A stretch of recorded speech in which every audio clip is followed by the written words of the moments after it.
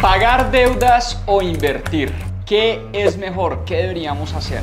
Mi nombre es Juan Pablo Zuluaga, soy fundador de Mis Propias Finanzas, una iniciativa que busca transformar la vida de muchas personas a través de la educación financiera. Y hoy te voy a hablar de qué es mejor, qué deberíamos hacer primero, pagar deudas o empezar a invertir.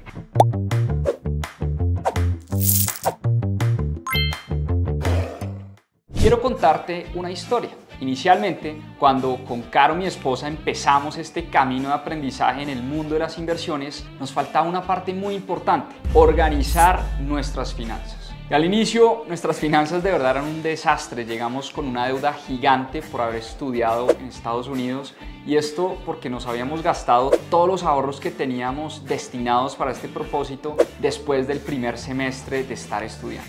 No nos organizamos, no hicimos bien las cuentas, no hicimos presupuesto, y eso sin duda nos pasó factura. Y en la medida en que íbamos aprendiendo más sobre este tema y nos fue gustando cada vez más, nos fuimos dando cuenta de la importancia de empezar a invertir, y que este era el único camino que teníamos para poder ganarle a la inflación y crecer nuestro patrimonio en el largo plazo. Después de varias conversaciones con Caro, nos dimos cuenta que teníamos que empezar a invertir desde ya si queríamos ganar el juego del dinero, porque entre más rápido era mejor, más íbamos a aprovechar esa magia y ese efecto del interés compuesto, es decir, el tiempo jugaría como una variable a favor. Sin embargo, había un gran problema.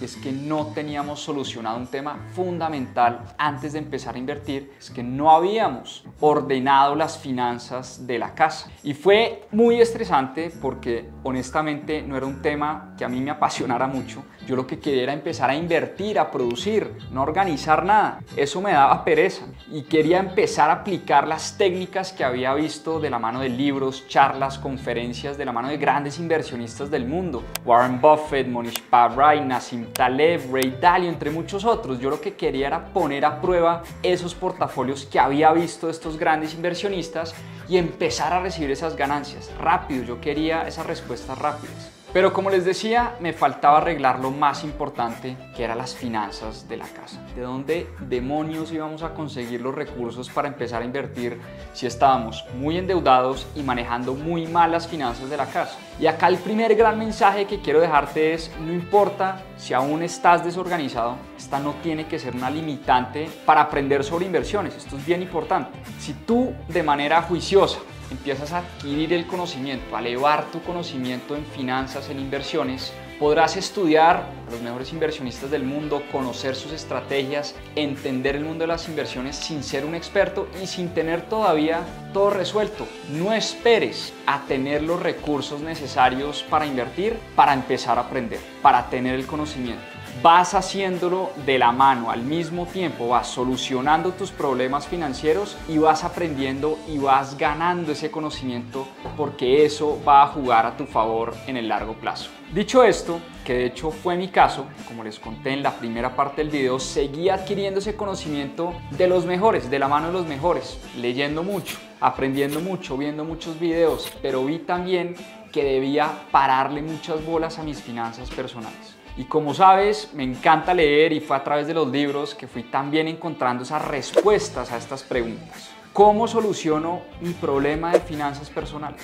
Y acá me fue encontrando con varias posturas, y les hablaré de las dos más conocidas y completamente opuestas. Unos que odian la deuda, autores como Dave Ramsey, que de hecho tiene un libro donde nos recomienda dejar nuestras deudas en cero, un tipo completamente antideudas. Y por otro lado, posturas como las de mi gran mentor Warren Buffett, que invertía en compañías que estaban endeudadas, que usaban la deuda para crecer sus negocios. O casos empresariales como don Rafael Molano, el creador de uno de los productos más amados en Colombia, el Choco Ramo, que a través de la deuda bien usada para apalancar el crecimiento de su negocio, fue creando una de las marcas más queridas y más representativas por los colombianos. En fin, me fui encontrando con varias posturas respecto a la deuda, y lo que les puedo decir actualmente es que la considero como cualquier herramienta.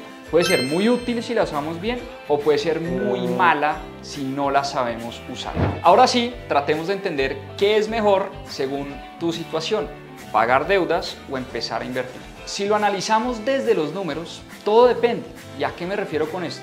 No es lo mismo tener una deuda de un inmueble que pudiste conseguir con muy buenas tasas y se está pagando solo con lo que ganas de renta, o incluso si aparte de cubrir los gastos de la deuda te está dejando algo de dinero disponible. Eso es una deuda buena, eso es una deuda sana. En este caso, esta sería una deuda que probablemente no quisieras pagar automáticamente, no quisieras pagar tan rápido. Esta es una deuda que te ayuda a ahorrar, te ayuda a crecer tu patrimonio, te ayuda a conseguir buenos activos. Esto en contraste con una deuda mala, que por ejemplo la usaste para comprar en Navidad un montón de cosas con tu tarjeta de crédito, con la que además estás pagando intereses muy altos. De hecho, si quieres saber cómo salir más rápido de este tipo de deudas, puedes consultar un video que hicimos sobre la bola de nieve en nuestro canal de YouTube. Aquí en esta esquina te vamos a dejar el link de ese video. Entonces, veamos esto por pasos. Primero, entender qué tipo de deuda es. Si es una deuda mala o es una deuda buena.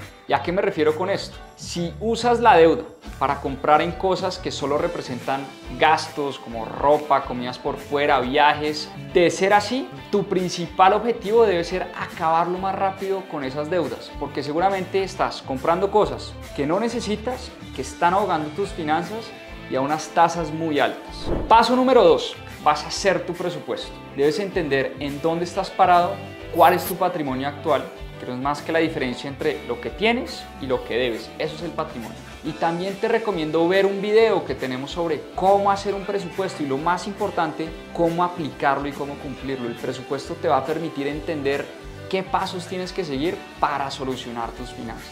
Número 3. Entiende el poder del ahorro. Al comienzo no le veía mucho sentido ahorrar. Para mí era aburrido. Para mí era o invierto o no estoy haciendo nada. Pero me di cuenta que a través del ahorro era que podía empezar a invertir. De lo contrario, era muy difícil reunir el capital que necesitaba para entrar en buenas oportunidades de inversión. Yo creía que el ahorro no servía porque pensaba, ¿qué sentido tiene ahorrar 2, 3 o 4 meses para comprarme algo que al final va a ser un gasto? Pero cuando empecé a aprender sobre inversiones, entendí que el ahorro era ese primer paso para poder reunir ese capital. Importantísimo, el ahorro en sí es una educación, como decía Charlie Munger. Número 4. Si la deuda que tienes es de tu casa, en la que vives o la que vive un familiar, esta deuda es una inversión y puede llegar a ser un patrimonio que estás construyendo para tu familia y para tu futuro. Pero eso sí, mucho ojo con los intereses. Aquí te voy a dar un tip importante. Acuérdate y anota esta cifra. Si el pago de la hipoteca que haces todos los meses al banco supera el 30% de tus ingresos, revisa muy bien eso, porque seguramente si supera esa cifra, si supera ese monto, ahí es donde empieza la gente a sufrir y ahí es donde ponemos en riesgo nuestras finanzas personales. ¿Qué hemos visto nosotros? Que la gente gasta en promedio, entre el 60 y 70% de sus ingresos en gastos esenciales y no esenciales, alrededor del 20-25% en pagos de deudas, y ojalá destinen por lo menos un 5, un 10% para ahorrar. Si no está así tu composición de tus finanzas, es momento de empezarte a replantear qué tanto te estás endeudando, por ejemplo, para comprar tu casa, tu apartamento o el lugar donde vives. Puedes incluso llamar a varios bancos, buscar una compra de cartera. ¿Para qué? Para poder solicitar mejores condiciones de crédito, tanto en tasa como en plazo. También revisa cuánto estás pagando de seguro por el crédito y verifica si puedes encontrar mejores condiciones o seguros más baratos con otros bancos. Es mucho lo que te puedes ahorrar si renegocias estos seguros y puedes solicitar el cambio de seguro de estos créditos a seguros de otros bancos sin problema. Número 5.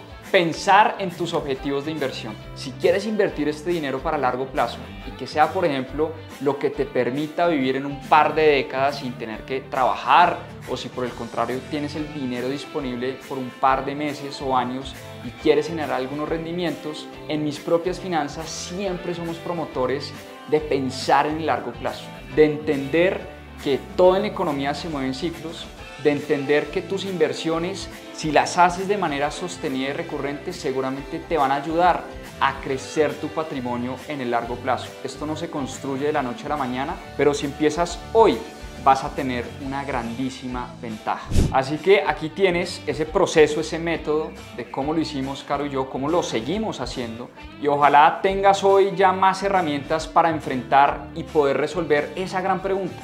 ¿Qué hago primero?